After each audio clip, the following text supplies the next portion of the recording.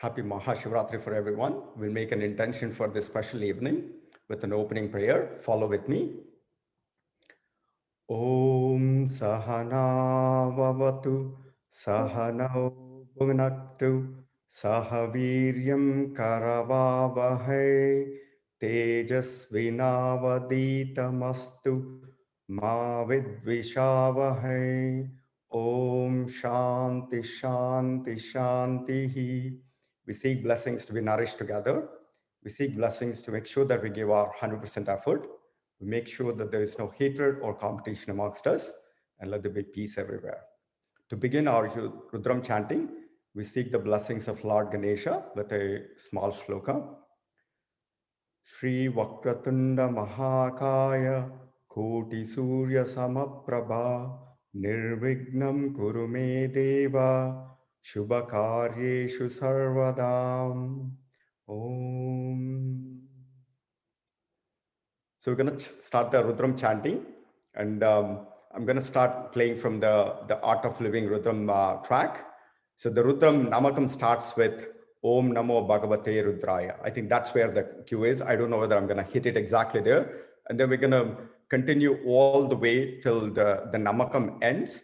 And then the first Anuvaka of Chamakam. So from what I understood of the Rudram is, the Namakam is about praising Lord Shiva in of all the infinite qualities and the dimensions that Lord Shiva has.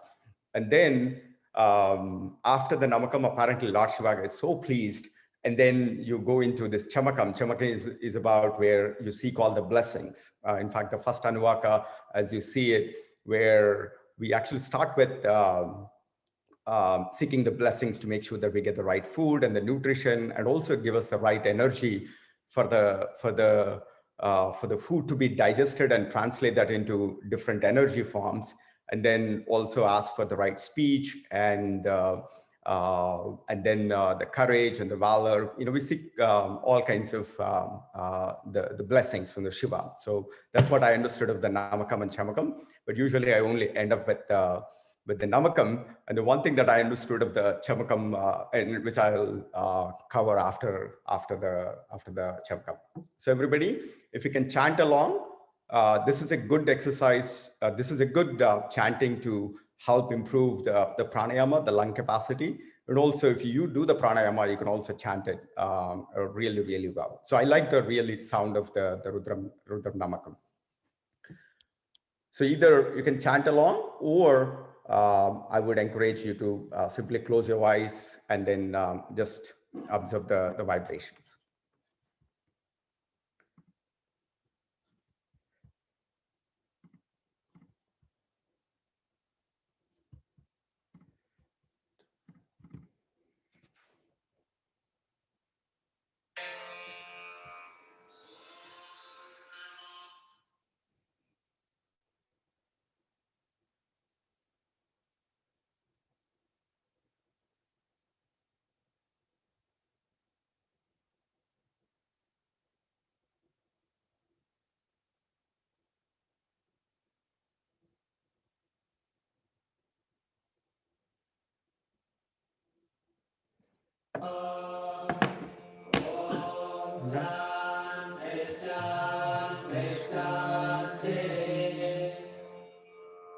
Om Namo Bhagavate Rudraya.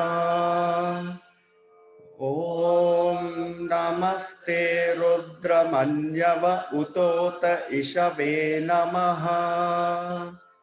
Namaste Astu Danvane Bahubhya Mutate Namaha. Yata Isha Shivatama Shivam Babhuvate Danuhu. Shiva Sharavyaya Tavatayano Rudramrudaya. Yate Rudra Shiva Tanora Gora Papakashini. Taya Nastanu Vashanta Maya Girishanta Vichakashi. Yamisham Girishanta Haste Vivarshastave. शिवां गिरित्रतां कुरु माहिगंसीं पुरुषं जगत् शिवेन वचसा त्वा गिरिशाच्चावदामसि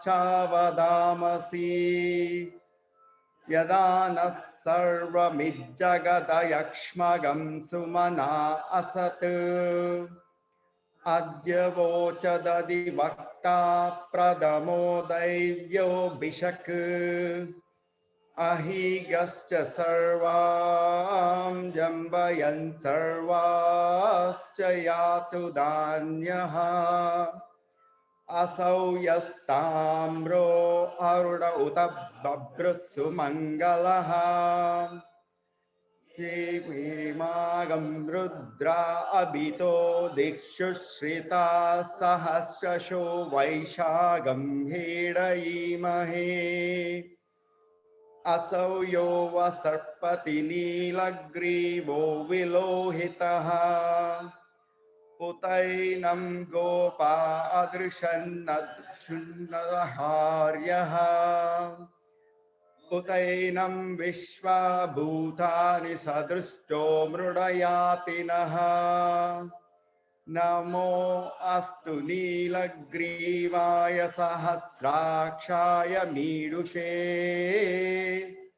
अदो ये अस्य सत्त्वानोऽहं तेभ्यो करन्नमः प्रमुञ्च दन्वनत्वमुभयोराग्नियोर्ज्याम् याश्च ते हस्त इषवः परातो भगवोपपा अवतत्यदनुस्वगं सहस्राक्षशतेषु दे निशीर्य शल्यानां मुखा शिवो नः सुमना भवा विज्यं धनुः कपर्दिनो विशल्यो बाणवागम् उता अनेशन्नस्येषव आबुरस्य निषङ्गतिः या ते हेतुर्मडश्मे हस्ते बभूव ते धनुः तयास्मद्विश्वतस्त्वमयक्ष्मया परिभुजाम् नमस्ते अस्त्वायुधायानातताय विष्णवे उभाभ्यामुत ते नमो बाहुभ्यां तव धन्वने परिते धन्वनो हेतिरस्मान् ऋणक्तु विश्वतः अदो यैष दिस्तवारे अस्मन्निदेहितम् शम्भवे नमः नमस्ते अस्तु भगवन् विश्वेश्वराय महादेवाय त्र्यम्बकाय त्रिपुरान्तकाय त्रिकाग्निकालाय कालाग्निरुद्राय नीलकण्ठाय मृत्युञ्जयाय सर्वेश्वराय सदाशिवाय श्रीमन्महादेवाय नमः नमो हिरण्यबाहवे सेनान्ये दिशाञ्च पतये नमो नमो वृक्षेभ्यो हरिकेशेभ्यः पशूनां पतये नमो नमः सस्पिञ्जराय त्विषीमते पदीनां पतये नमो नमो बब्लुषाय विव्याधिने नानां पतये नमो नमो हरिकेशायोपवीतिने पुष्टानां पतये नमो नमो भवस्य हेत्यै जगतां पतये नमो नमो रुद्राय तथा विनेक्षेत्राणां पतये नमो नमः सूताय हन्त्याय वनानां पतये नमो नमो रोहिताय स्तपतये वृक्षाणां पतये नमो नमो मन्त्रिणे वाणिजाय कक्षानां पतये नमो नमो भुवन्तये वारिवस्कृताय औषधीनां पतये नमो नमो उच्चर्घोषाय क्रन्दयते पत्तीनां पतये नमो नमः कृत्सविताय दावते सत्त्वानां पतये नमः नमः सहमानाय निर्व्याधिन आव्याधिनि नाम पतये नमो नमः ककुबाय निषङ्गिने स्तेनानां पतये नमो नमो निषङ्गिन इषुधिमते तस्कराणां पतये नमो नमो वञ्चते परिवञ्चते तायूनां पतये नमो नमो निचेरवे परिचरायारण्यानां पतये नमो नमः श्रुकाविभ्यो जिगागं सद्भ्यो मुष्णतां पतये नमो नमो सिमद्भ्यो नक्षन्दरद्य प्रकृन्तानां पतये नमो नमः उष्णीशिने गिरिचराय कुलुञ्चानां पतये नमो नमो इषुमद्भ्यो दन्वाविभ्यश्च वो नमो नमः आतन्वानेभ्यः प्रतिददानेभ्यश्च वो नमो नमः आयच्छद्भ्यो विसृजद्भ्यश्च वो नमो नमो यो विद्वद्भ्यश्च वो नमो नमः आसीनेभ्यः शयानेभ्यश्च वो नमो नमः स्वपद्भ्यो जाग्रद्भ्यश्च वो नमो नमस्तिस्तद्भ्यो दावद्भ्यश्च वो नमो नमः सवाभ्यः सभापतिभ्यश्च वो नमो नमो अश्वेभ्यो अश्वपतिभ्यश्च वो नमः नमः आव्यादिनीभ्यो विविध्यन्तीभ्यश्च वो नमो नमः उगनाभ्यस्तकं हतिभ्यश्च वो नमो नमो गृत्सेभ्यो गृत्सपतिभ्यश्च वो नमो नमो व्रातेभ्यो व्रातपतिभ्यश्च वो नमो नमो गणेभ्यो गणपतिभ्यश्च वो नमो नमो विरूपेभ्यो विश्वरूपेभ्यश्च वो नमो नमः महद्भ्यः क्षुल्लकेभ्यश्च वो नमो नमो रतिभ्यो रतेभ्यश्च वो नमो नमः रतेभ्यो रतपदिभ्यश्च वो नमो नमः सेनाभ्यः सेनानिभ्यश्च वो नमो नमः शुत्रुभ्यः सज्रहीतृभ्यश्च वो नमो नमस्तभ्यो रतकारेभ्यश्च वो नमो नमः कुलालेभ्यः कर्मारेभ्यश्च वो नमो नमः पुञ्जिभ्येभ्यो निषादेभ्यश्च वो नमो नमः इषुकृद्भ्यो दन्वकृद्भ्यश्च वो नमो नमः मृगयुभ्यश्वनिभ्यश्च वो नमो नमः श्वभ्यश्वपतिभ्यश्च वो नमः नमो भवाय च रुद्राय च नमः शर्वाय च पशुपतये च नमो नीलग्रीवाय च शितिकण्ठाय च नमः कपर्दिने च प्युक्तकेयाय च नमः सहस्राक्षाय च शतधन्वने च नमो गिरिशाय च शिपिविष्टाय च नमो मीडुष्टमाय च शुमते च नमो ह्रस्वाय च वामनाय च नमो बृहते च वर्षीयसे च नमो वृद्धाय च संवृद्वने च नमो अग्र्याय च प्रथमाय च नमः आशवे चाजिराय च नमः शीघ्रियाय च शीभ्याय च नमः ऊर्म्याय च स्वन्याय च नमः स्रोतस्याय च द्वीप्याय च नमो द्वेष्टाय च कनिष्ठाय च नमः पूर्वजाय च परजाय च नमो माय च वाय च नमो जगन्याय च बुद्नियाय च नमः सोऽव्याय च प्रतिसर्याय च नमः याम्याय च क्षेम्याय च नमः गुर्वर्याय च कल्याय च नमः श्लोक्याय च वसान्याय च नमो वन्याय च कक्षाय च नमः श्रवाय च प्रतिश्रवाय च नमः आशुषेनाय च शुरदाय च नमः शूराय च वविन्तते च नमो वर्मिणे च वरुदिने च नमो बिल्विने च कवचिने च नमः श्रुताय च श्रुतसेनाय च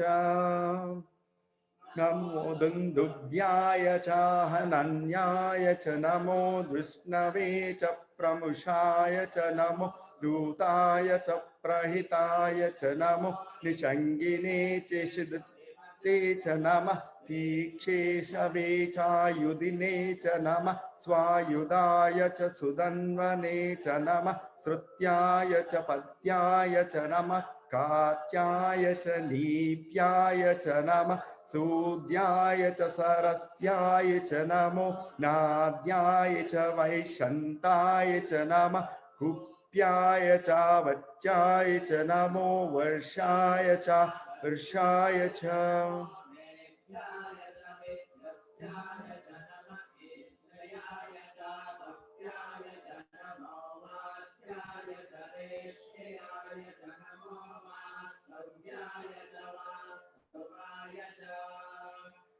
नमः सोमाय च रुद्राय च नमस्ताम्राय च अरुणाय च नमः शृंगाय च पशुपतये च नमः उग्राय च भीमाय च नमो अग्रे वदाय च दूरे वदाय च नमो हन्ते च हनीयसे च वृक्षेभ्यो हरिकेशेभ्यो नमस्ताराय नमः शम्भवे च मयोभवे च शङ्कराय च मयस्कराय च नमः शिवाय च शिवतराय च नमः स्थैर्याय च कुल्याय च नमः भार्याय च वार्याय च नमः प्रतरणाय थोत्तरणाय च नमः आत्तार्याय च लाद्याय च नमः षष्प्याय च फेन्याय च नमः सिकत्याय च प्रवाहाय च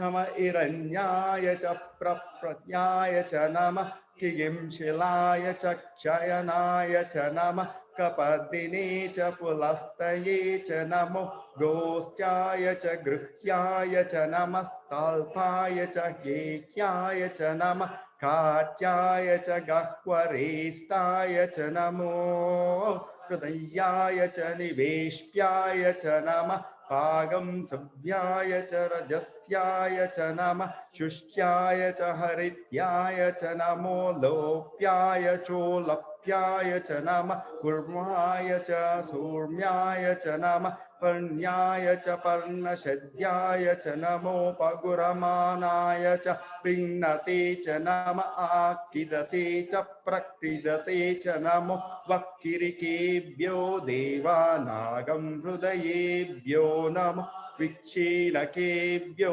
नमः विच्मतेभ्यो नमः अनिर्हतेभ्यो नमः आमीवतेभ्यः द्रापे अन्धसस्पते दरिद्रन्नीललोहिता येषां पुरुषाणामेषां पशूनां मा बे मारो मे सां किञ्चनाममत् या ते रुद्र शिवा तनु शिवा विश्वाह भेषजी शिवा रुद्रस्य भेषजी तया नो मृडजीवसे इमागं रुद्राय तवसे कपर्दिने क्षयद्वीराय प्रवरामहे मतिम् यदा नश्यमसद्विपदे च तुप्पते पुष्पं पुष्टं ग्रामे अस्मिन्ननातुरम् मृणानो रुद्रो तदुमयस्कदीक्षयद्वीराय नमसा विदामते यच्चं च योश्च मनुराय जे पिता ददश्याम तव रुद्रप्रणीतौ मानो महान्तमुत मानो अर्भकं मानवुक्षन्तमुत मानवुक्षितम् मानो वदीपितरं मोत मातरं प्रियामानस्तनुवो रुद्ररीरिषः मानस्तोकेतनये मान आयुष्मानो गोषुमानो अश्वेषुरीरिषः वीरान्मानो रुद्रभामितो वदिर्हमिष्टो नमसा विधीमते आरात्ते गोग्नु उत पूरुषज्ञे क्षयद्वीराय सुमनमस्ते ते अस्तु रक्षा च नो अधि च देव ब्रूह्युदा च नः शर्म यश्च द्विबर्हाः स्तुविश्रुतं गर्तसदं युवानं मृगन्न भीममुहवन्तुमग्रम् मृडाजरित्रे रुद्रस्तवानो अन्यन्ते अस्मन्निवपसन्तु सेनाः परिणो रुद्रस्य हेतुर्वृणक्तु परित्वेषस्य दुर्वयोः अवस्थिरामगवद्यस्तनुष्वमीणवस्तोकायतनयाय मृडया मीडुष्टम शिवतमो शिवो नः सुमना भव परमे वृक्ष आयुधन्निदाय कृत्तिं वसान आचर पिनाकं बिभ्रदागहि विकिरीद विलोहित नमस्ते अस्तु भगवः यास्ते सहस्रगं हेतयोन्यमस्मन्निपवन्तु ताः सहस्राणि सहस्राणि हेतयः तासामीशानो भगवः पराचीनामुखाकृति सहस्राणि सहस्रयो ये रुद्रा अधिभूम्याम् तेषागं सहस्रयोजने वदन्वानि तन्मसि अस्मिन् महत्यर्जवेऽन्तरिक्षे भवादि नीलग्रीवाशितिकण्ठा शर्वा अदक्षमाचराः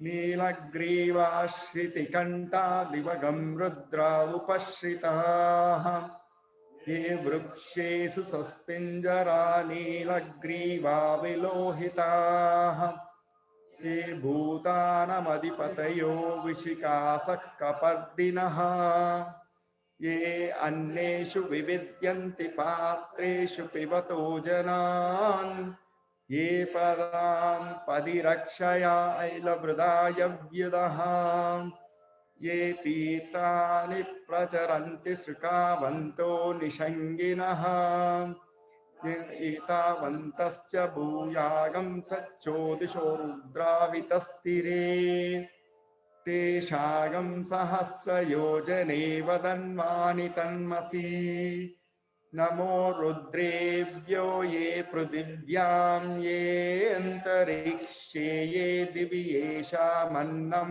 वातो वर्षमिषवस्तेभ्यो दश प्राची दश क्षिणा दश प्रतीचेर्दशोदीचे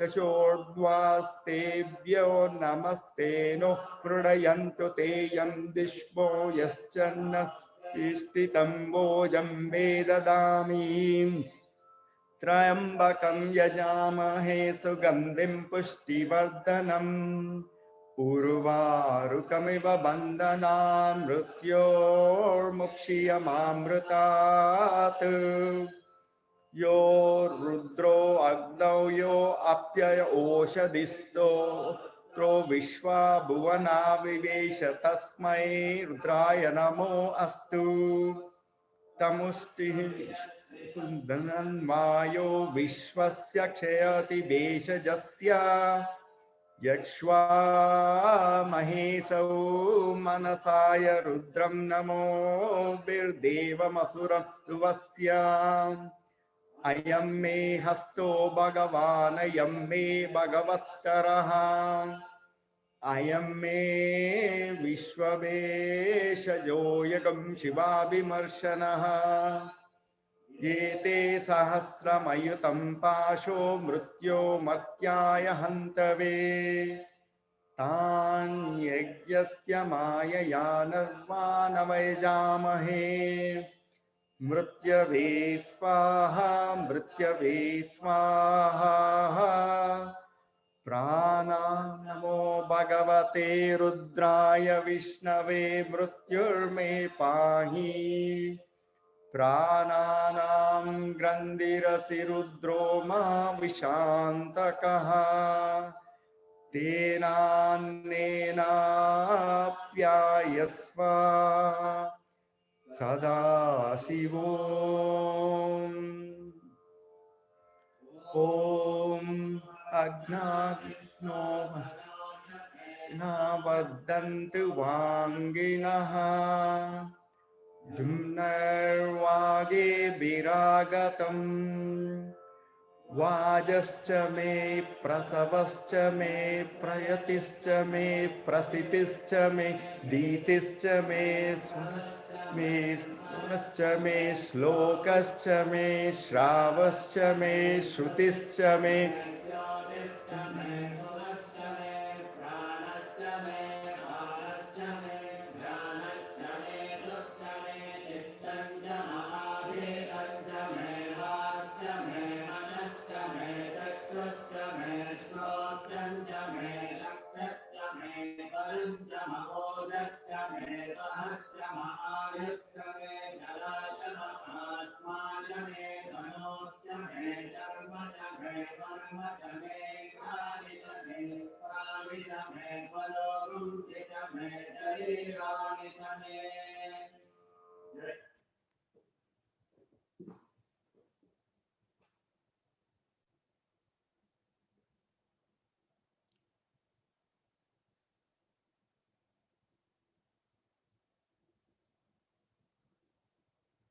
Everybody gently close your eyes.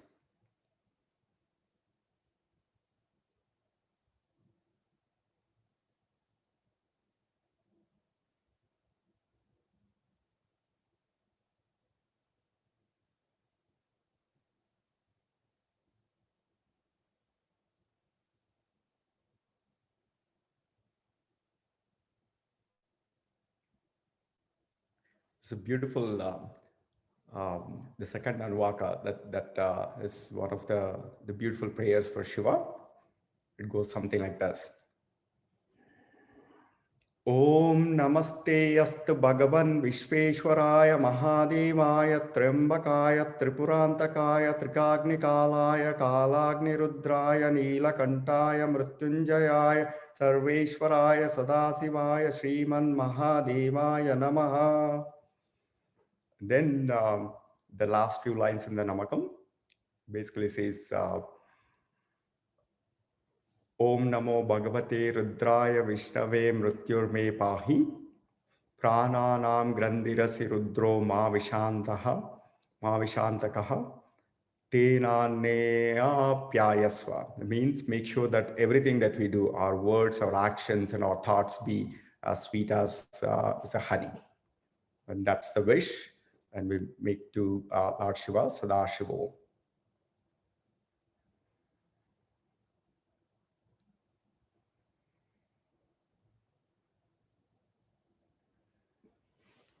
Gently open your eyes. Thank you so much for sharing your Rudram chanting with us. It's been a while since I actually chanted Rudram. Any comments from anyone?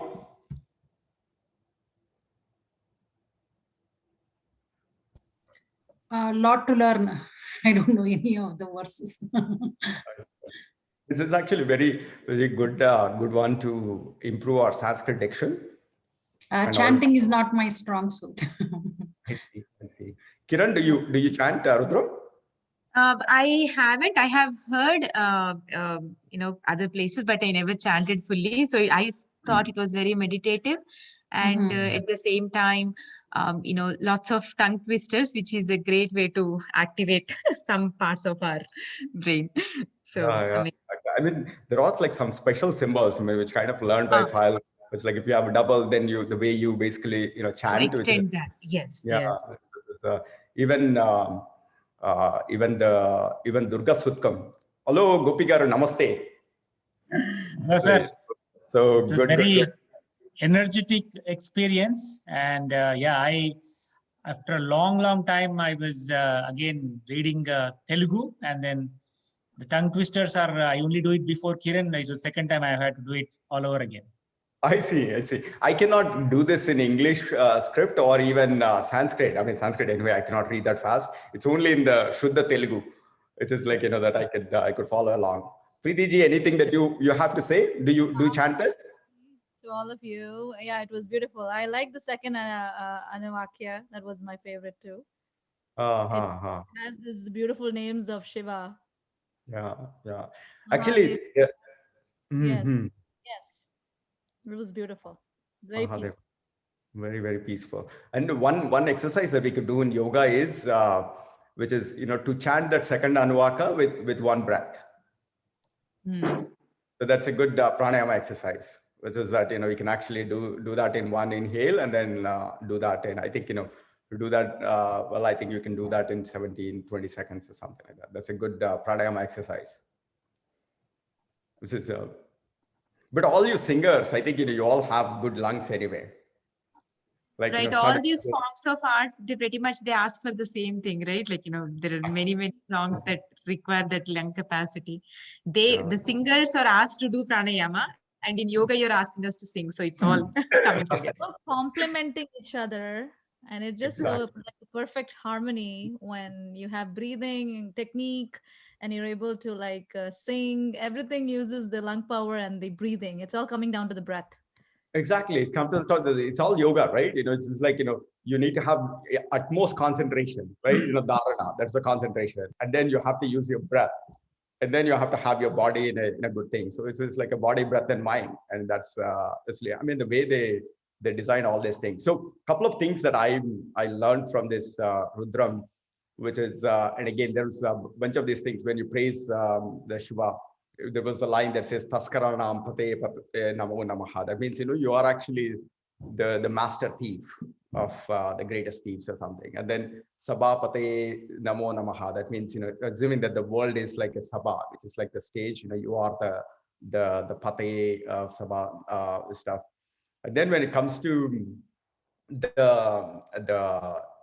Chamakam, where you seek, I mean, I've seen a lot of people only chant the Chamakam because, it's all about all the nice blessings that you can actually ask for.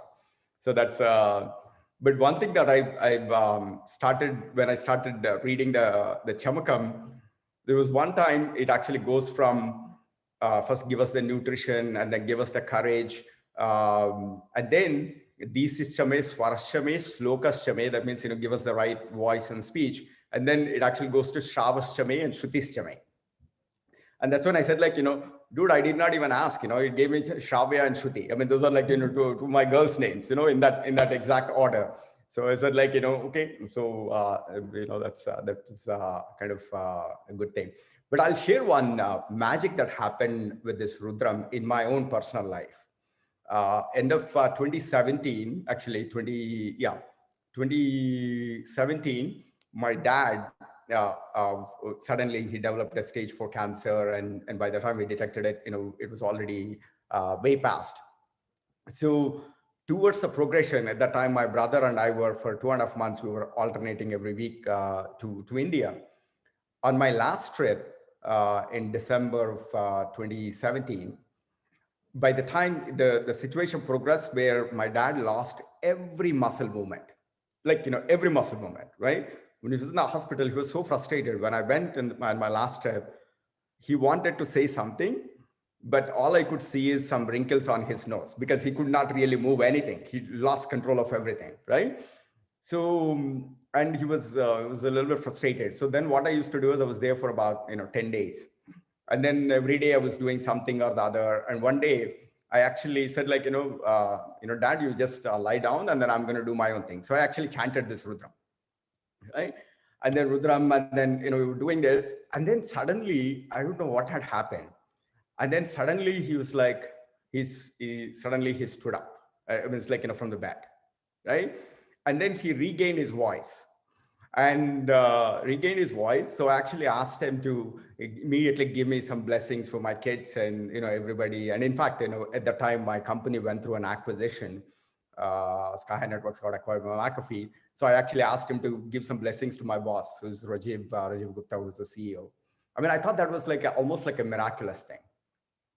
And then that night, we were laughing and all that kind of stuff. Yeah, I mean, and then he became so calm. He became more cheerful. And then I came here, and then he passed away, I think, 1 day or 2 days later. But I thought that was, I mean, of course, there is nothing like a coincidence. These are all accidents that happen. But that was at least to reinforce the faith. We can at least connect these two. Whether this is the thing or not, we don't know, because the world is all random sets of events anyway.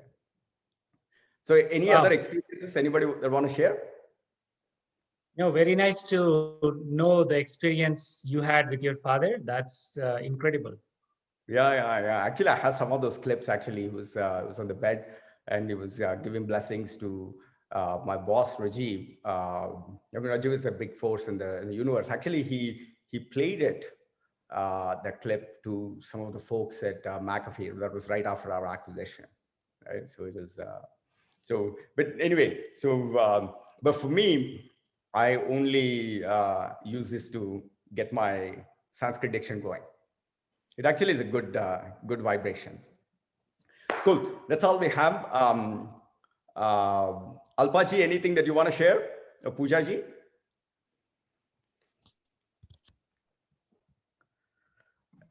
If not, we can move into. Yeah, hi, Shrimati. Pooja here. I'm somewhere outside, so that's what I was just attending. It was wonderful listening to you. I think I'm just cutting down actually. Okay. Good. Thank you so much for taking the time to join us. And so what we're going to do is, sorry, go ahead. Anything that you want to say? No, the Wi-Fi connection is not good. So please carry on. I'm just attending your wonderful session. Okay. Sounds good. I mean, it's not my session, but so what we're going to do is we're going to ease into our Yoga Sutra philosophy. Today, I would want to carry on from what we covered on Saturday, where we talked about the 2 keys to restrain our turbulent mind. And then Patanjali, actually very scientifically, he also presents us with the obstacles. What are the obstacles that we're going to get into our yoga practice? And then he systematically starts revealing some of the strategies on how to overcome the obstacles, antaraya, that we get into our practice. So let me share my screen.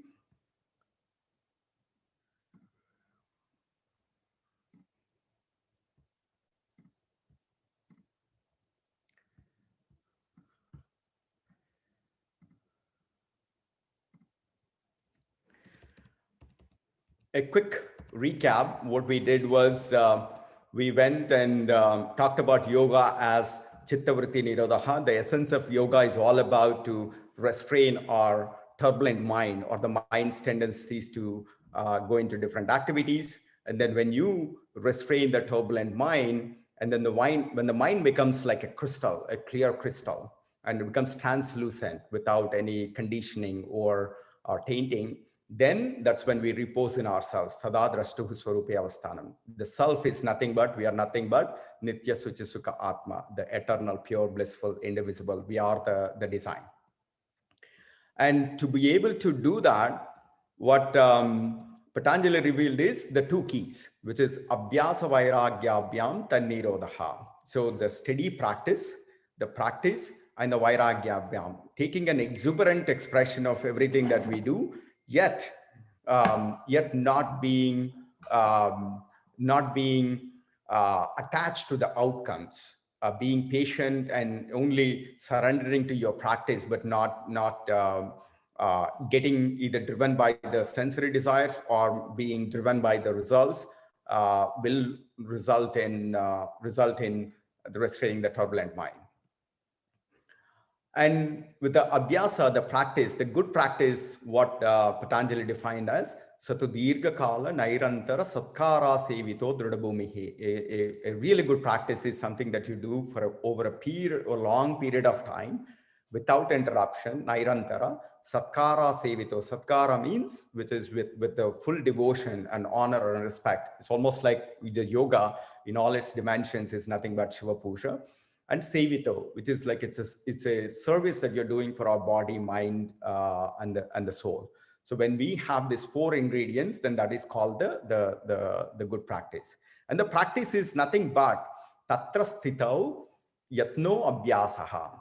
Tatra sthitau, that means the effort to re-establish ourselves, repose ourselves in tatra, in the self, which is in our true identity. The efforts that we put in is the practice, whether it is, pranayama, dharana, meditation, all those are actions that we do, or the mindfulness or the actions that we do so that we start establishing or standing in our own self. That is what is the abhyasa. And vairagya is durshanishravika vasheva trushnasya vasikara sanya vairagyam.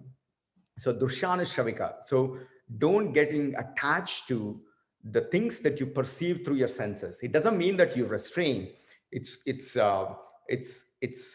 perfectly all right to flow through every experience that comes our way, but don't be clinging on to any one of those impressions or any one of those impressions, the sensory pleasures, or being driven by a specific outcome is called vairagya. Vairagya is not renunciation. Vairagya is actually the most exuberant expression of life. Give 100% or 200% in everything that we do, and to reach its the pinnacle, but you're not attached to any one of the experience, whether it's a pain or pleasure, whether it's external or something that you are expecting, like I need to get an enlightenment, or I need to get an enlightenment in 2 weeks. So that is not vairagya. So now what Patanjali said is, okay, a lot of people would take to this practice and they would want to be successful. But what Patanjali realized is he studied a lot of people and a lot of minds. And he basically said that there are about 9 reasons, antarayaha. There are 9 reasons why many of us don't sustain with the practice.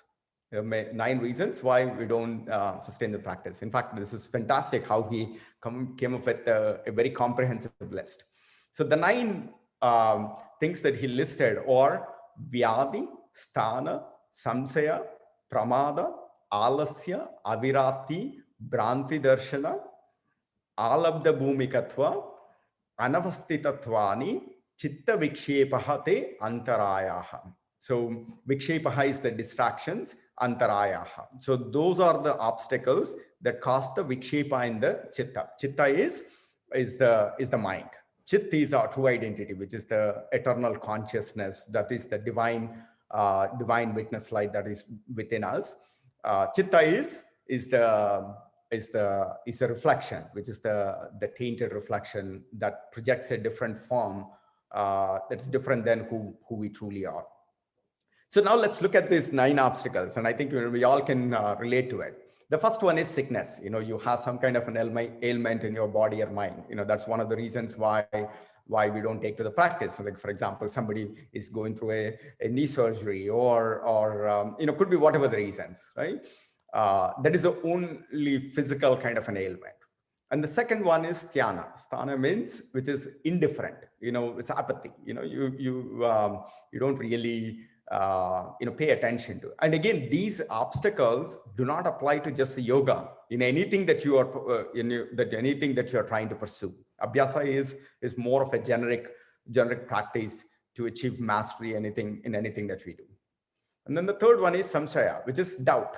You don't really believe that the system actually works. You're just going it and giving it a try, but you don't have really faith that the system actually has.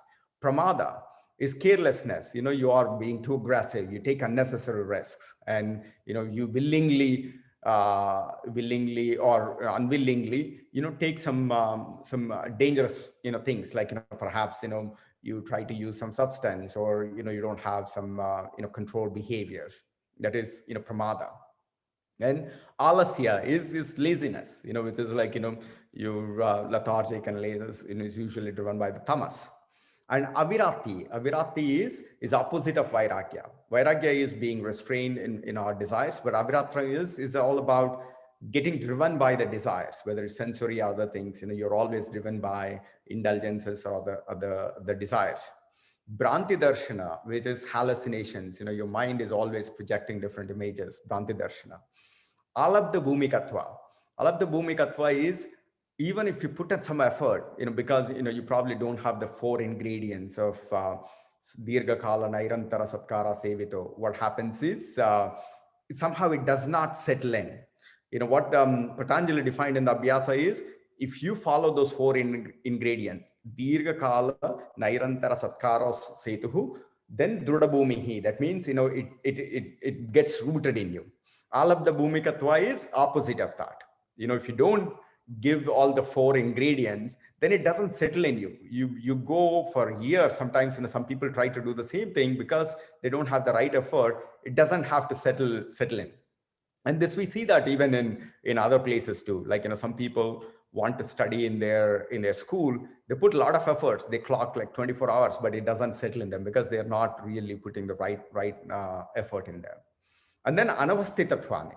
Anavastitatvani is the opposite of that. Some people get in and they see some positive results, and then they basically, it's like, I'm done. I have everything that I need. I don't need to pursue anything longer. So it's like, being, over complacent. Just like, what else do I need to know? Being overconfident or over complacent. So these are what Patanjali defined as 9 obstacles that prevent us to achieve excellence in our practice. And do we see anything else that Patanjali missed out? Any other reasons?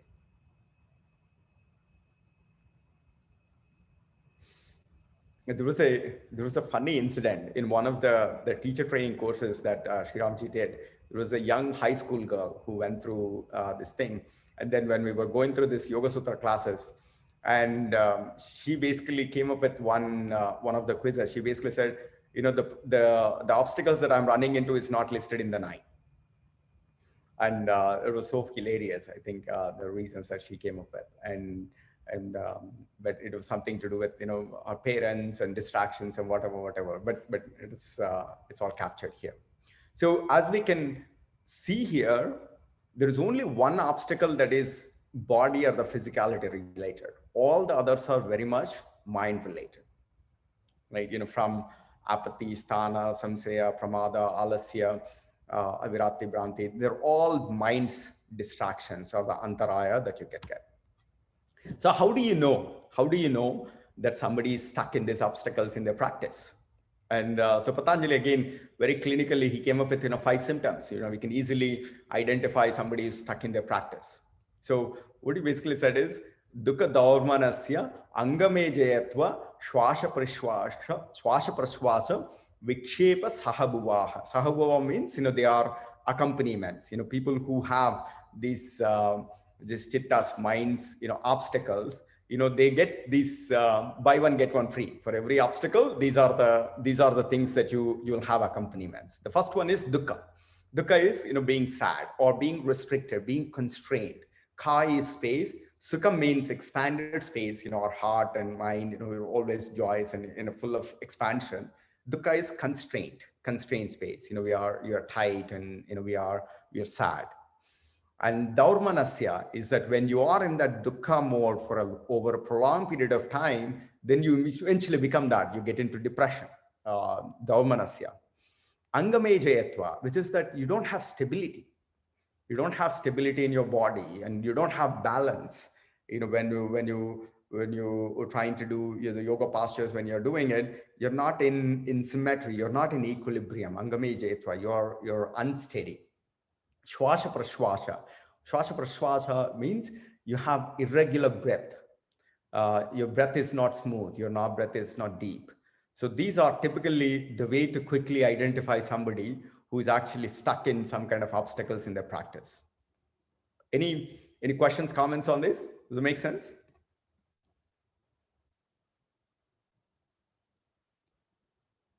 Yes. Okay. So now let's then, Patanjali is very kind enough. He basically, the way he did this entire study is he basically started with, the mind has 5 vrittis, 5 tendencies, and then he came up with 2 keys, 2 solutions, and then he came up with 9 obstacles, and he came up with 5 symptoms, and then you have 9 strategies, 9 obstacles, and he came up with 9 techniques. And then he came up with 8 limbs of yoga. So everything is very, very logical, analytical. It's almost scientific and very, very mathematical.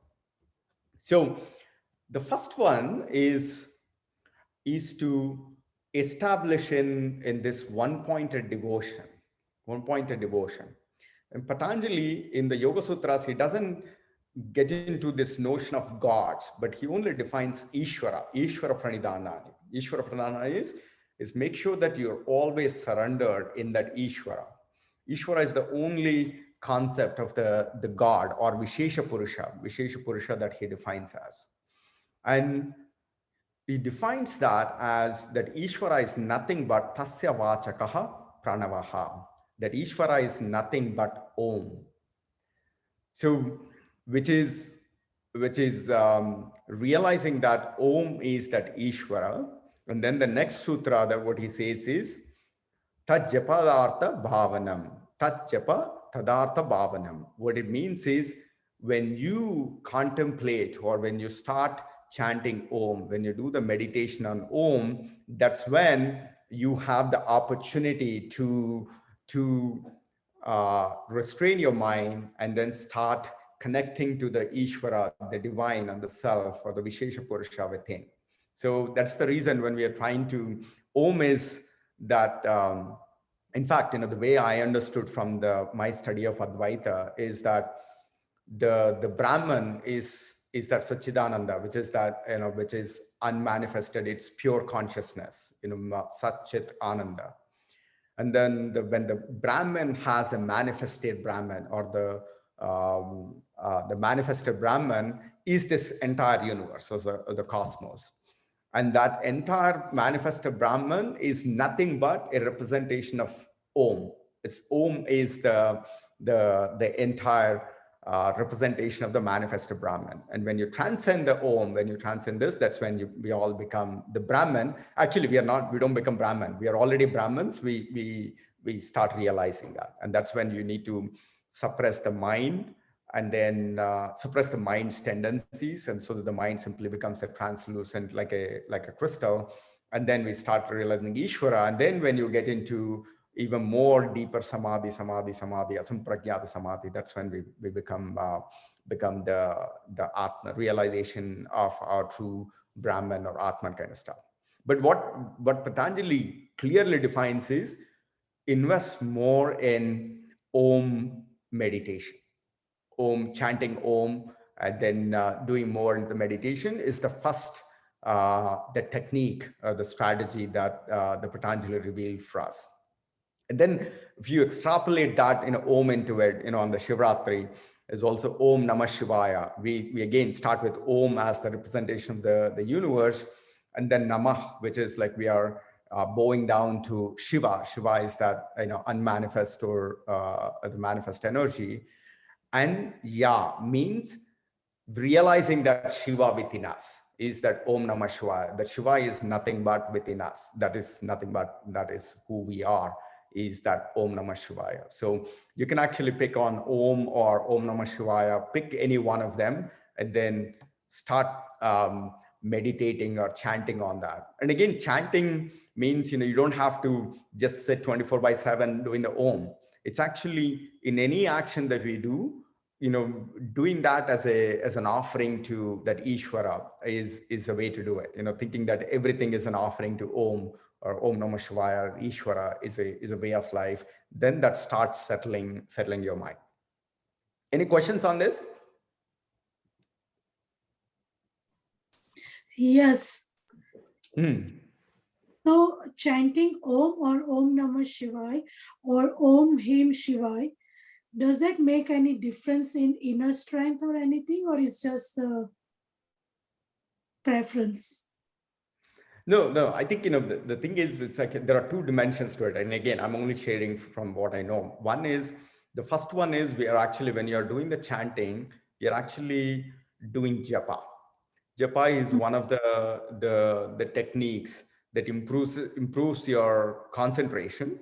And what you're doing is you're literally, whether you're using the help of the beads or the japa, you're training the mind to just only focus on what you're chanting on. And that could be, in the japa is you just take an alambana, you just need a prop, that could be Om, or that could be Om Namah Shivaya, or it could even be, somebody that could even be a Aham Brahmasmi, or there are all kinds of meditations that people do, right? So you're just getting an alambana, which is whatever the phrase that you want to. I don't think there is any difference, but if you have an Ishta Devata preference, I think you can hold on to it, because then you are in much more in harmony, alignment with it, because you already know that concept so well. So when you're starting going deeper and deeper into it, you start visualizing, you start realizing that image that you're meditating on. You start realizing more and more, going deeper and deeper and deeper into it, and eventually you become that. So take whatever the preference that you have. If you prefer something that you're very much intimate with. Okay, thank you. Right? And again, the thing is, even if it's a Om, start trying to embellish more details of what that Om vibration is. And again, Om is parsed into Aum.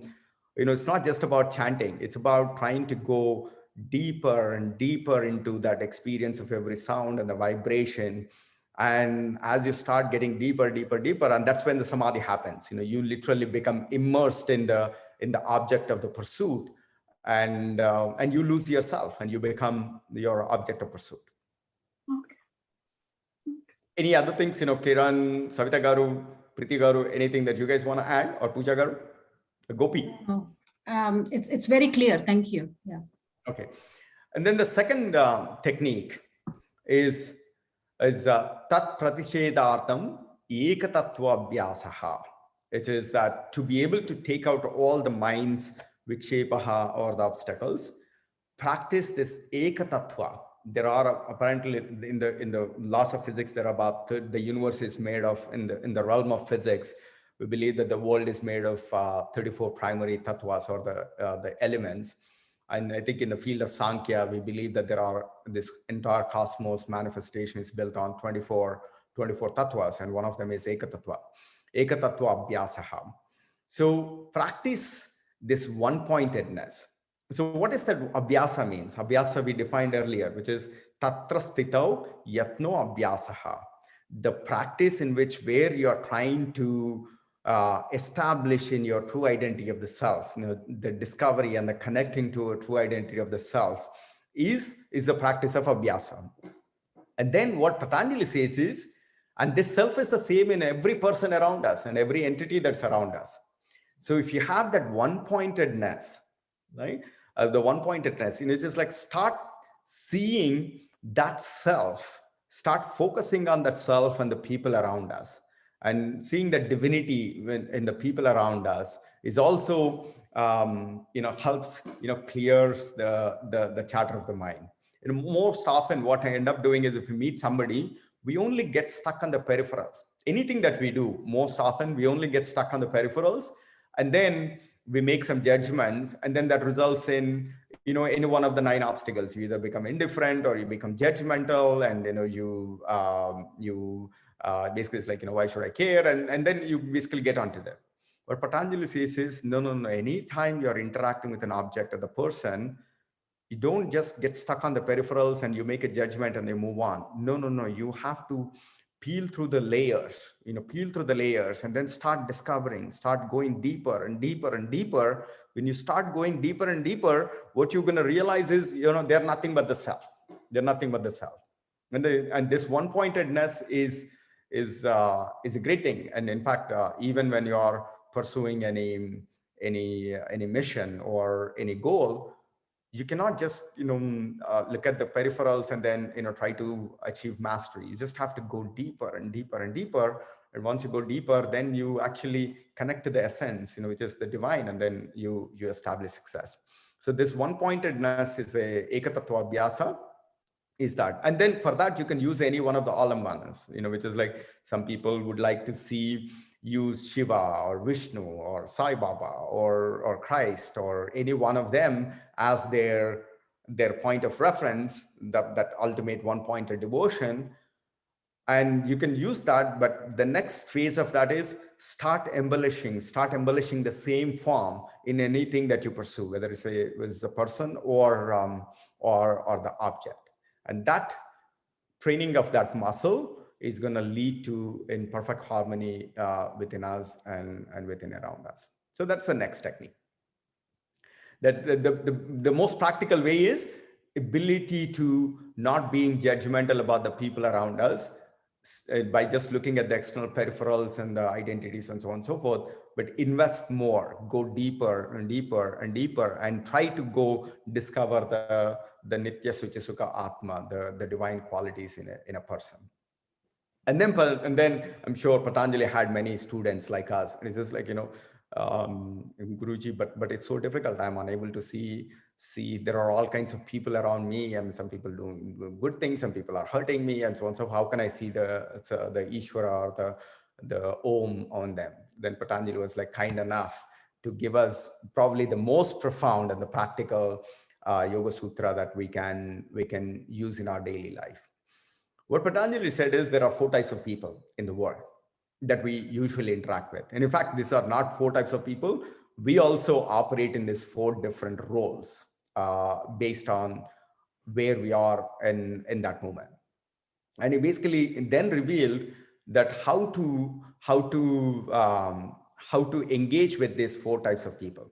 So what Patanjali said is, the sutra goes something like this: Maitri Karuna Mudito Upekshanam Sukadukka Punya Punya Vishayanam Bhavana Chitta Prasadanam, which is chitta is mind.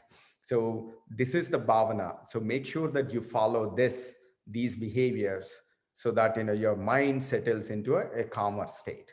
Chitta Prasadanam. So it is like your chitta, the mind becomes in a harmonious state. So there are 4 types of people. Is Sukha, Dukkha, Punya, Apunya. Sukha means people who are happy. Dukkha is people who are sad. Yes, Punya means people who are doing good things. Apunya is people who are doing bad things. There are 4 types of people, right? So, and then what Patanjali said is he mapped how to deal with them, which is like, people who are happy, Maitri. Just be friendly with them, befriend them. Dukkha, people who are sad or suffering, and, show compassion, Karuna. People who are doing punya, people who are doing good things, be mudito, means, be inspired and appreciate them and be inspired by them. Punya, people who are doing bad things, be intolerant or which is that upeksha, be indifferent to their bad actions. But then the upeksha has a much deeper meaning, where you should actually go shift your awareness to discovering the good side of them, the divine side of them, and then helping them to get to their true self. So this is kind of the 4 high-level things. But usually what happens is in the world, particularly in the contemporary times, most often we act in an opposite way.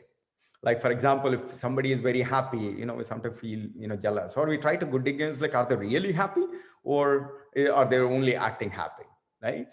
But what Patanjali, the reason why he said is, when people are happy, when they're joyful, what that means is in that moment, they are really established in that self. They are literally exhibiting their true nature of the self, which is Nitya Suchi Sukha Atma. In that moment, they are Sukha. That means they're happy.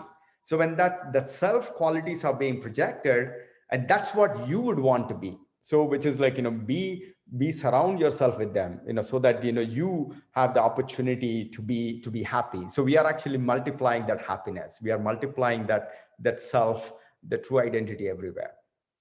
So that's the first one. But don't try to go look for like, are they really happy? Don't be doubtful or any of them. Then you are actually letting your mind, create more vikshepa, for more misery for ourselves. Because when you start looking negatively at others, if you observe, it only creates more negative vibrations in us. When you start thinking positively about others, your mind and your body is actually in a very positive state of mind. I And have a then, question. yeah, go ahead. So only if you're happy, you can recognize a happy person. And it's like misery breeds misery. Only Yeah. when you're misery, you will call only people who will say, yeah, you did the right thing, kind of a thing. Like, you Yeah. look for such people, not other way. So don't we, my thing is, how do we get into that state before we talk to such people or be indifferent? Maybe some people need to be indifferent to us. Absolutely. In fact, that's fantastic. In fact, actually, I'm glad that, number one, the fact that you have that awareness that I'm not happy in that state, and then engage that. Or at least one thing that I think out aloud here is, I think perhaps at that time we need to shift our awareness to the people mudito or punya, people who are actually doing great things. So in fact, there is another one of the strategies down the road which is called Vitaraga Vishayam Vachittam, which is like, try to shift your awareness to people who are doing good things, or people who are somewhat enlightened, people around us. So our chitta mind is like a water. It takes the shape of the vessel that we put in. So if you start focusing on people, like, for example, it doesn't have to be anybody, right? Which is like, could be, reading something positive about, let's say, could even be like a Sadhguru's nice talk, or, talking about Shiva or Buddha, or somebody like Elon Musk, how he's doing an entrepreneurship. So all those things inspire us. It actually, put our, chitta into a positive state, right?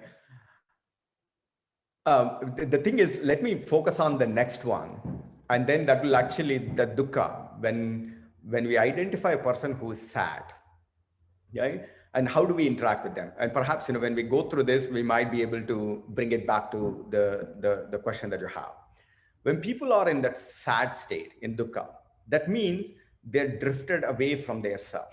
They're suffering. They are not reposed in their self.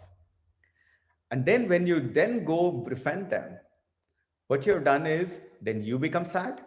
I mean, in fact, when I go to India, this is something that I see a lot. In fact, it's almost like there is a crying competition that happens, which is like when there is a suffering, then somebody feels that, then somebody else comes in and then grieves with you. It's like, oh, why did it happen to you? I feel so sorry for you, and this stuff. They hug each other, they cry each other. And it's like, what Patanjali said is, you're multiplying that suffering big time. You're like, so one person is drifted away from the self, then other people are getting into the state. You're just magnifying the non-self, or the negative feeling. So what Patanjali said is, don't even friend them. In fact, what they need is the highest level of engagement, which is compassion, karuna. Right? So the karuna is about how do we help them so that they can actually get over that sad state that they have, and then they first get into a happy state. Once they get into the happy state, then you do befriend. Then you hug them, enjoy, share the joy, so that we can magnify the thing. But oftentimes when somebody comes in, somebody says like, if some kid or somebody comes in and says like, I have stomachache, the compassion that we try to show is like, didn't I tell you that, you're not supposed to eat donuts? That's not compassion, actually. You're actually, or we sometimes say it's like, didn't I already tell you that, you're not supposed to, this is what you're going to expect. And that is not what is the right compassion that Patanjali defined. In fact, there is one metaphor that we always use. And in fact, this is Sri Ramji's metaphor, is that the right way of expression, or right example of a compassion, is a GPS system. Okay? When you use the GPS, let's say if you're trying to get to Whole Foods, and if you make a left turn versus right turn, GPS doesn't come back and yell at us. It's like, didn't I tell you not to make a right turn? Why are you making a left turn, right? and it doesn't yell at us, right? If there is a human, like, particularly if there is a husband and wife, always like, didn't I tell you, you don't do this stuff? That's not compassion actually. But GPS is very kind, and it still has the same sweet voice. It's like, okay, don't worry. It comes up with a new route, and basically it's like, please go here, go here. So because what the GPS is always trying to do is, how can I get you, no matter what situation that you are in, how can I get you to the destination that you're trying to get to without being judgmental, with a lot I of think it's the compassion. programming issue here. Preconditioned program comes back to the same thing. Like Exactly. your parents did the same thing, you do the same thing. So somewhere the programming needs to be updated. Yeah, exactly. I mean, the thing is beautiful, right? The humans are designing these GPS systems with utmost compassion, right?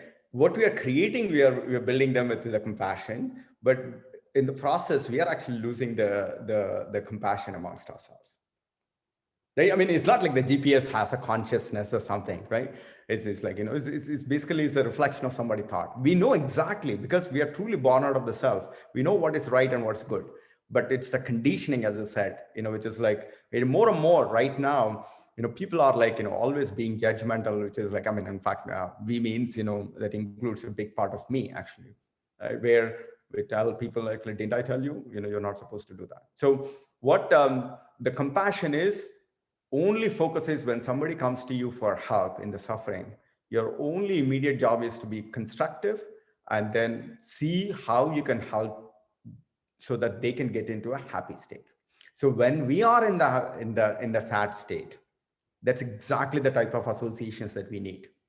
So we don't need somebody to kind of validate our misery and then share our misery and stuff. Then, we are just multiplying that. We need to go look for a partnership or association of somebody who is literally going to, is like, okay, how can I help you? What can we do to actually get you out of this trouble so that we can actually get into a happy state? So it's that maturity kind of people is what we need to look for when we are in that dukkha suffering. Did that answer your question, Savita Garu?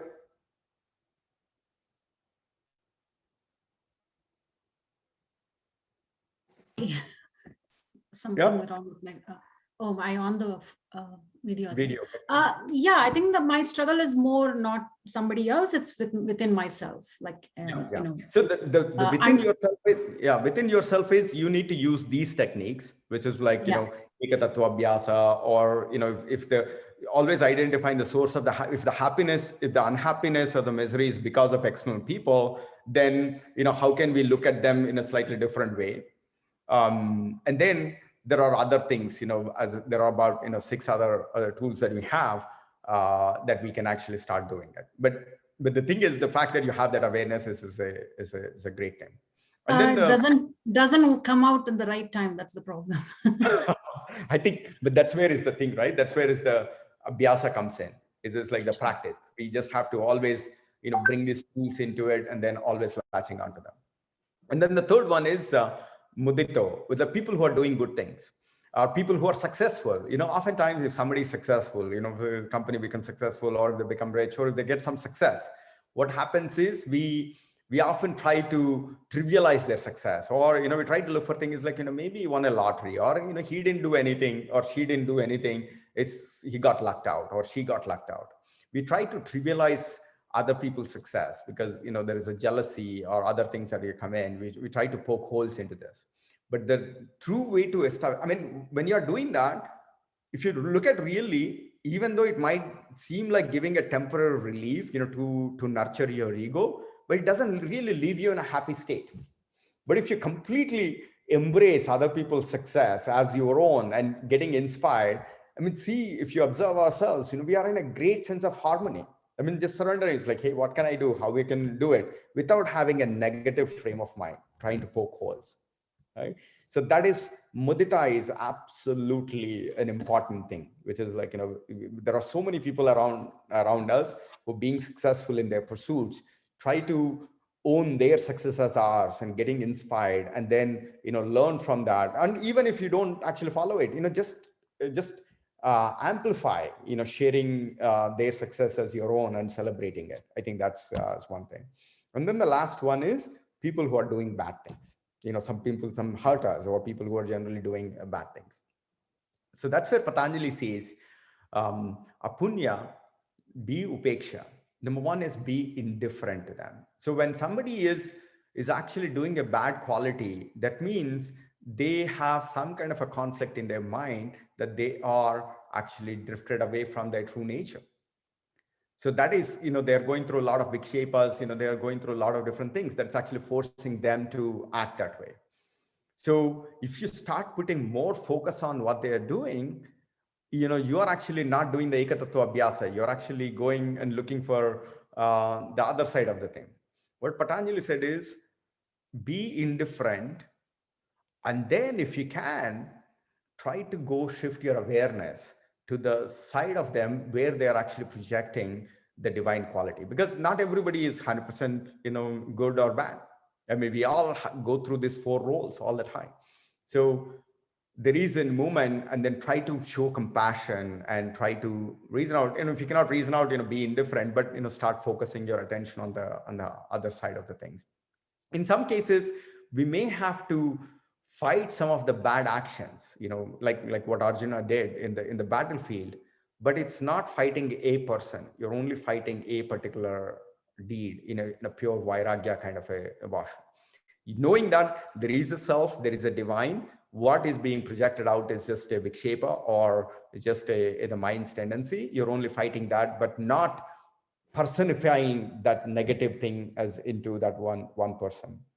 In fact, apparently there is this great example.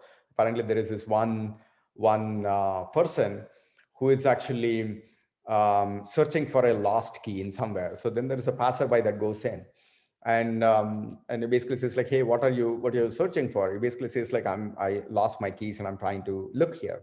And it's like, then the passerby says like, where did you lose your keys? And he says like, I lost my keys somewhere there. Then the guy says like, but why are you looking here? He says like, it's dark over there. There is light here. So I'm only searching for my keys where there is light. So that's what happens. When some bad action happens, there is a lot of attention, the shift of awareness going here. Everybody was trying to dissect, what's happening. I mean, that's literally what has happened to our news right now. News is always sensationalizing negative stuff. We are amplifying the negative energy in the world. But the real thing is to shift your awareness to the side where there is no light, where it's not focused right now. So that's where the divine, the reason or the divine, why it has actually shifted into it. So and again, this is the 4 types of people. And again, these are not like, the world is divided into 10%, 20% this stuff. It's again, all of us take these 4 forms, and how Patanjali, gave us some techniques on how we can engage with each other. So that's the one sutra. Any comments, questions? Gopi Garu? I have a comment, Sriniji. It was fantastic. Thank you for summarizing the sutra so beautifully. I was really, I really like the example that you gave, that we design all our gadgets and gizmos in a very user-friendly manner. It's a very beautiful insight.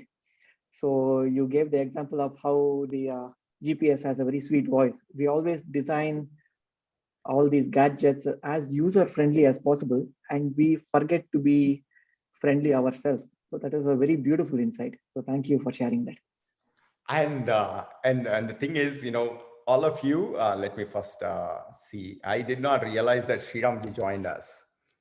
Just let me just.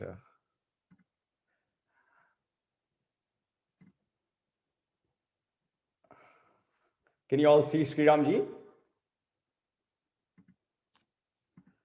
Yes. Yep. Sriramji, thank you so much for taking the time. And I just sent a note this morning to Sriramji. And Sriramji, thank you so much for joining us and blessing us with your presence on this auspicious Shivratri day. And the funny thing is, as you can see, my slides and everything is actually Sriramji's hard work and effort. I only try to convey about 10% of what I learned from him. And it's not an exaggeration. For the past every time I try to do a Yoga Sutra lecture, I try to listen to the same lecture 3 or 4 times. I mean, I must have listened to it so many times, but before every session, I try to listen to at least 3 or 4 times, and then I learn new things. And every example is from what Sri Ramji has given us. So I'm glad that we all get to meet Sri Ramji directly. So Sri Ramji, anything that you want to add on this Shivratri day? Any unique insights? Thank you, Sriniji. I think you are very generous in your mudita, in your appreciation. And yeah, thank you for organizing this. In fact, this brief half an hour that I listened to you, I got so many new insights. So it's I have this beautiful feeling that we are all learning from each other, and it's a very beautiful thing. And this is what satsang is about, and what better day to experience that than on the Shivaratri, auspicious Shivaratri day. So thank you so much for doing this, Sriniji. That's so fantastic. Is Ekaji also there with you? I shared what? She's working, Sriniji, right now. I see. That's cool. So, so does everybody would want to introduce yourselves to Sri Ramji now that I think, you know, I mention about Sri Ramji all the time, but if you want to, if all of you would want to please introduce yourself, where are you from? I think that would be fantastic. Namaste, Sri Ramji. I'm Savita from Toronto. Namaste, Sri Ramji. I'm Kiran and Gopi. And actually, I got my very first introduction to Yoga Sutras from the camp that you have taken last year over Zoom. And I exactly feel what Sriniji was saying, like tremendous amount of insights, and the way you carried, you shared all that wisdom was like amazing. It still stays with us. Thank you. And good to see you today on this auspicious day. Yeah, we were truly mesmerized by your yoga abhyasa and then few postures that we have seen. And then today we feel fortunate that we are seeing you and hearing you speak live. So very nice. Thank you. So Sri Ramji, I think Kiran and Gopi become like family friends. You know, Kiran actually helped me with the first yoga camp that we did for the kids last year. So she was co-assisting us when we did the Ekashri Yoga Camp, and she and her family have been good partners for us in this community. But by the way, Sri Ramji and Ekaji are planning to visit Frisco sometime very soon. Looking forward to it. Looking forward to that. Very nice. So Preeti ji, you want to introduce yourself? Namaste. Happy Mahashivratri to everybody. I'm fairly new to the Yoga Sutra, and this is my first understanding. So I'm just getting there, getting into the groove. I know Sriniji for a while now, so I've been attending his classes. So one thing is I always look for some kind of art form, be it music, dance, or yoga, and art and creativity of one side of me, which I'm always exploring. So I'm just happy to be here. So, Preeti, I live in Toronto. Yeah, she's a very good singer, and she's also a great dancer. Thank you. And Alpachi?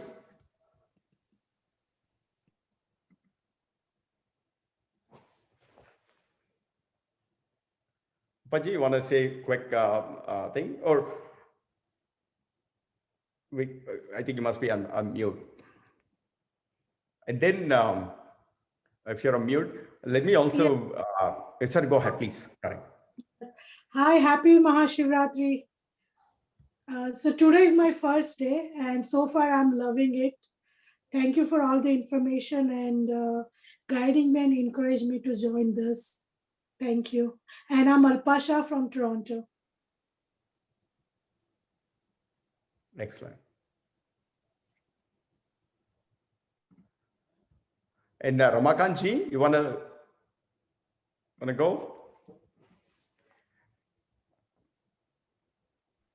Oh, sorry, I just stepped back again. I think I'm juggling between my kids' activities and yeah, Ramakant ji, if you want to open up your video, and just a quick introduction, Sri Ramji. Ramakant ji is a long time yoga practitioner. In fact, he's the head of the yoga programs at the Hanuman Temple, Karyasiddhi Hanuman Temple in Frisco. His Ganapat Sachidananda Swami is almost like a right-hand man, or is a thing. So, and he's also my guru, my local guru. So Ramakantji, here is Sri Ramji. Yes, I have Jai Guru Datta, Jai. Yeah, I've seen Sri Ramji being on the call, so this is the first time. I think few years back I have bumped into your Yoga Sutra memorization thing, all the slokas together. So, and great things I have heard about you from Sriji. Thank you. And in the last class that we did, and I think, we should have a discussion with Ramakantji. He has the collection of so many concepts, chitta, intellect, with all the, from the Shankaras, all the things, he has a knowledge bank. But he's fascinated with all the Yoga Sutra knowledge that you share with us. So we always talk about you. Sounds good. Anybody else that want to introduce yourself? I just want to understand one thing. Is everybody here in Dallas, or looks like when you say, I'm just trying to understand, everybody looks like from a similar area. Actually, I happen to be in Dallas only for the past 3 months, but otherwise I'm a California dude, and Sri Ramji is from California. But I think, we have Toronto, Frisco, and California. Toronto, Dallas, and California. I think we need to be more global. So yeah, this is Pooja. I don't know. I'm not actually having good Wi-Fi connection today. I'm attending from my phone somewhere, attending the Shivratri Puja. Can you hear me, Sriniji? Yes. Yeah, it is so good to see you, Sri Ramji and Sriniji. We are so grateful to you for sharing all sutras, insight, and wisdom. I don't know about much Sri Ramji, but I would love to, learn a lot in this yoga journey. And I live in Frisco. We are, I think, neighbors at the same neighborhood, Sriniji, Kiranji, and myself. And I'm a yoga practitioner as well as I teach yoga, but it is so good to, learn a lot, more about sutras. So yeah, looking forward to learn, more with Sri Ramji also. Thank you, Sriniji, for having all of us. Oh, that's right. So again, Sri Ramji, the Pooja is one of the great teachers here. She runs lots of big yoga programs for women and other people around here. So we actually started a group of yoga teachers within our community here. So that's a fantastic thing. So I'm not sure who is Prashant or Sid. If you would want to introduce yourself, Prashant and Sid. Actually, he's my guest, but he will introduce himself. Okay, that's so we are also, so the program for today, as said, is we started with Rudram Namakam chanting, and then we got into Yoga Sutra philosophy. After this, we are easing into all kinds of merry, singing and all that stuff. And the fact that Srini can sing, anybody can sing. So that's kind of the program for the evening. So now that we have you, Sri Ramji, I don't know your schedule. Would you like to lead in maybe 5 to 10 minutes of a mini meditation, and then we can just ease into our singing? It's up to you. Sriniji, why don't you lead a meditation? I would love to do a meditation with your guidance. Oh, then when the guru is there, which is like, we just have to surrender, right? So that's all it is. I mean, I just ended up with that Vitarag Vishayam Vachittam. So when you're around, I think, I mean, it's like, I'm anyway trying to do something with the folks here. So now that we have you for some time, maybe whatever you can. So we can do a meditation on the Vitaraga Vishayam Vachittam, perhaps. We can lead the meditation. So as Sriniji mentioned, the meaning of that sutra, Vitaraga Vishayam Vachittam. Vitaraga means somebody who has transcended the petty or the mundane aspects of likes and dislikes. So raga means entrapped by cravings and hankerings, thinking that something else will bring me joy. So that is raga. Vitaraga means somebody who has transcended that. And according to Patanjali, he says, Vitaraga Vishayam Va Chittam, when we direct our mind to those people who have transcended these hankerings and cravings, our mind becomes like that. It's like water taking the shape of the container it is in, the analogy that Sriniji beautifully mentioned. So perhaps 5 minutes of meditation, because Sriniji put me on the spot. So I'll lead a brief meditation around this sutra. So let's make ourselves comfortable. We'll sit comfortably and easily, keeping the spine erect, and let's close our eyes.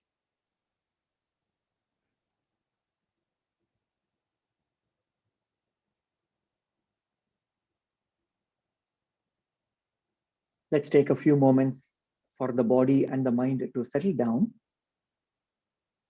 Make any minor adjustments to the body's position if it is needed, so that you find the place of maximum comfort.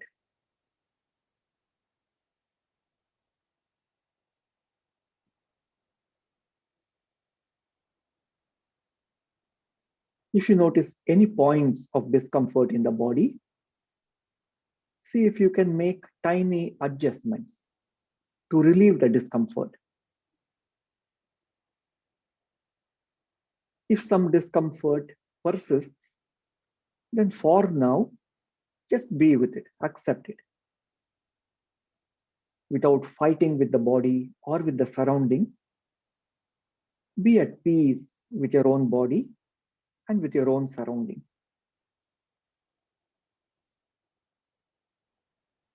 After making all the adjustments, if there is any discomfort that remains, be at peace with them. Now we are going to make the journey from the outer world to the inner world. We are at peace with the outer world. Now let us take our journey inwards, from pravritti to nivritti, our inner journey.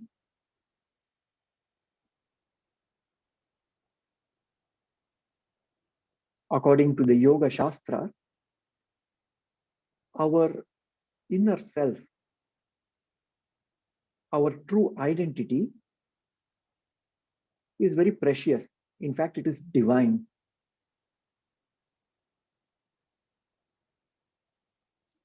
Many times we forget our true identity. We get entrapped by negative emotions such as anger or fear and so on. But when we allow the mind to repose in the self, when the mind is silent, tranquil, we are able to touch that space of divinity. We are able to repose in ourselves. When we repose in ourselves, we recognize all the values, our inner calling, such as, I want to be a happy person. I want to be of service to the world. I want to be courageous. I want to be friendly, compassionate, etc. We all have these divine qualities that are waiting to express themselves. The best way to allow these seeds to sprout, all these values to be expressed, is to think about someone who already has these qualities. So let us pick one virtue or one value that we wish to express in life more. Perhaps we want to be more joyful, more courageous, or perhaps to serve the world in a better way. Pick one value that is very close to you, very dear to you, that you want to express more of?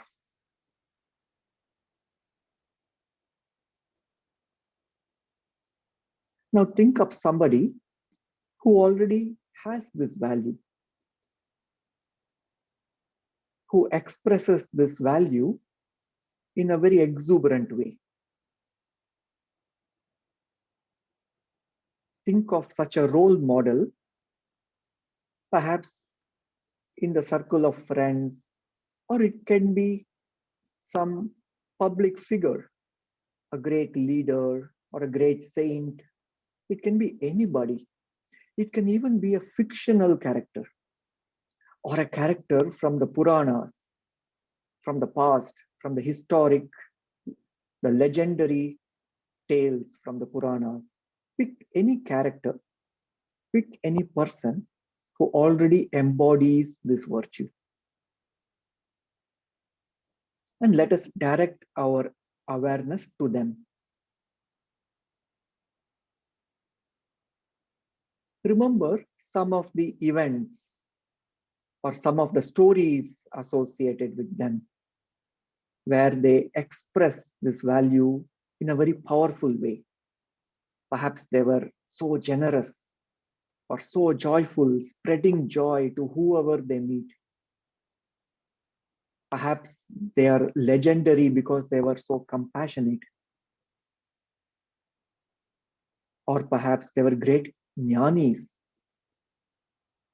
They had high levels of intuition where the truth was revealed to them.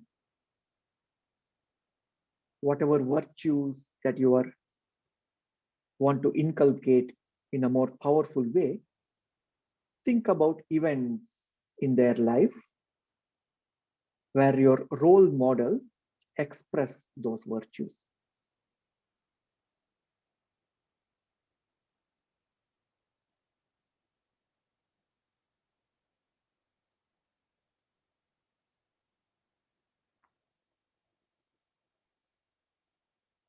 Notice that a sense of appreciation dawns in the mind. The more we pour our awareness to them, the mind is uplifted.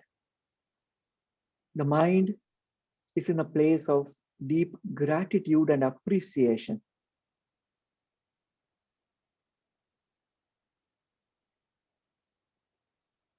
Their actions are inspiring us. They are evoking the best in us. They are allowing the seeds within us to sprout so that the seeds of these values can express themselves in a very powerful way.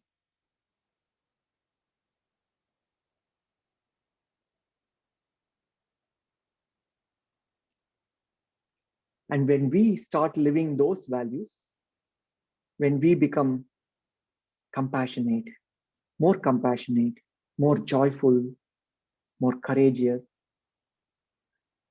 not only do we feel good, we inspire others as well. Perhaps somebody is looking at you as a role model. They are pouring their awareness on you. They are getting inspired by you. We serve the world by being a role model. Let me chant a verse from the Bhagavad Gita, where Lord Krishna expresses this teaching. I will state the meaning of the shloka first, and then I will chant the shloka. A great person, when they act in their life, when they express life, they're also benefiting humanity, because whoever witnesses their actions, they get inspired. People try to follow them, follow their actions because they are inspired. So Lord Krishna tells Arjuna, Arjuna, inspire the people around you by being a shining example. Be a role model. Yadyadacharati sreshtaha Tattadevetaro janaha saya pramanam kurute lokastadanu vartate.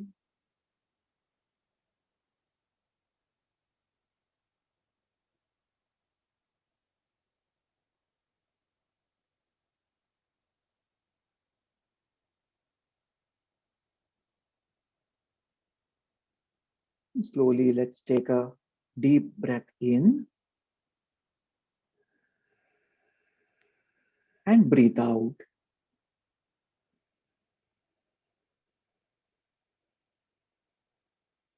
Gently bring your awareness back to the body and back to the surroundings.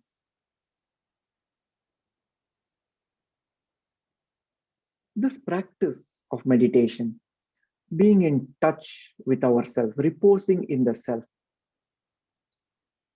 Although we spent just a few minutes, it is like sowing a seed. This seed can become a huge banyan tree. Even a few minutes of connectedness with the self has the power to transform. It can bring great inner transformation. Bhagavad Gita, it is said, Swalpamapi asya dharmasya trayate mahato bhayat. Even a little bit of meditation, of practice every day has the power to transform the whole being. And with this thought, very gently let us open our eyes.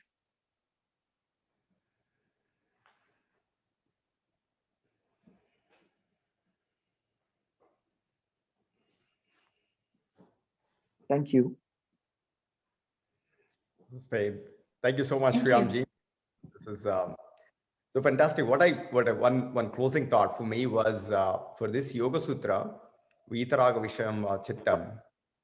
We oftentimes we look at some gurus, whoever the gurus or somebody that inspires us, and we take inspiration and we try to become them. But from what I understood, Sriram, correct me if I'm wrong, that was only a temporary, it's only to plant the seed, but ultimately you have to become your own guru, which is that you have to connect with the self, the guru within us. You shouldn't just become robots or zombies, that you always need somebody to kind of, for us to act.